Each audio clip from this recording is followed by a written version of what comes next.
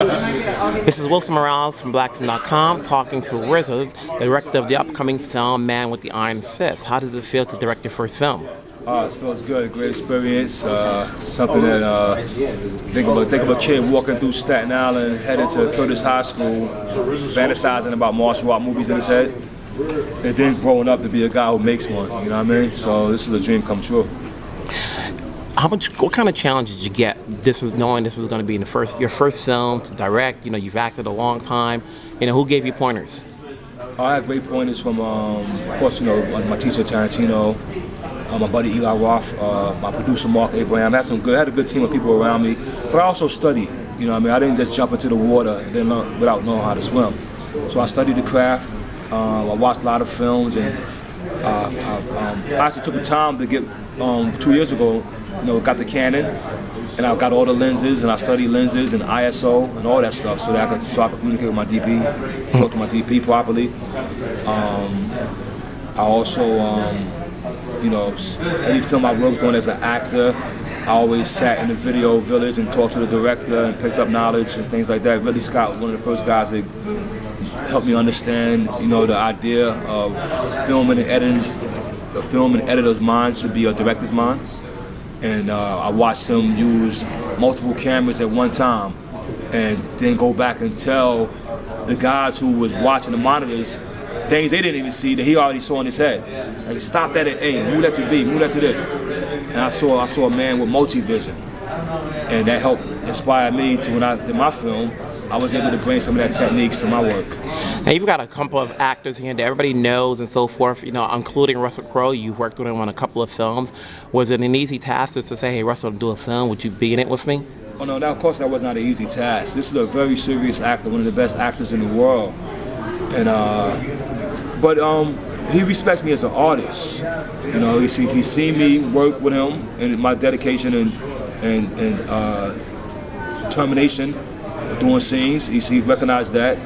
He also seen me on stage at a Wu-Tang concert and the different energy that brings and my control of a crowd, and so he also has been to been to each other's home and seen the kind of art that we like as men.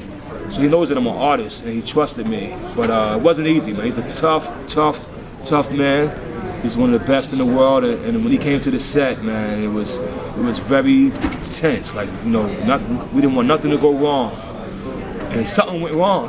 But we fixed it, and it came out good, I think. For those who haven't seen the trailer, give me a short synopsis of what the Man with the Iron Fist is. Well, it's a story of revenge, freedom, love, and money.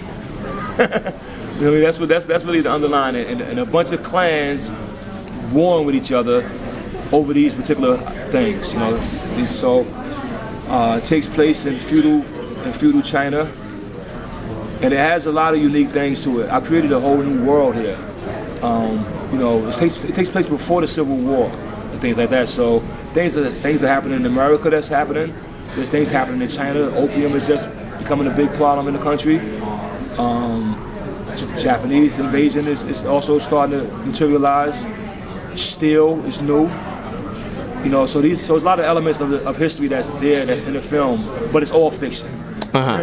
Now the movie's going to come out in the fall. Yeah, November 2nd is the release date. You know, so that's a good thing. So that way we know it's not being thrown away as far as part of the end of the summer film and so forth. So the fall will get released. You also have Lou in the movie, Pam Grier. You know, was it easy getting any of these actors?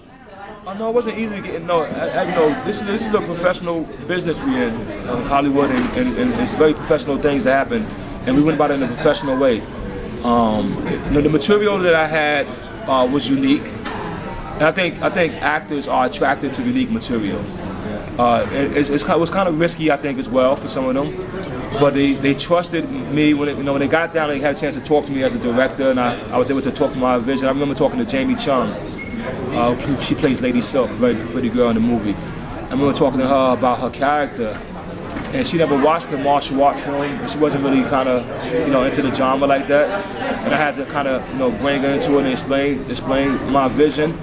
And she saw it, and she listened to me, and she trusted me. And I think she gave me a great performance. Her character, Lady Silk, is such a cool character in the film. Now, is this based on any karate film that people may have seen in the past?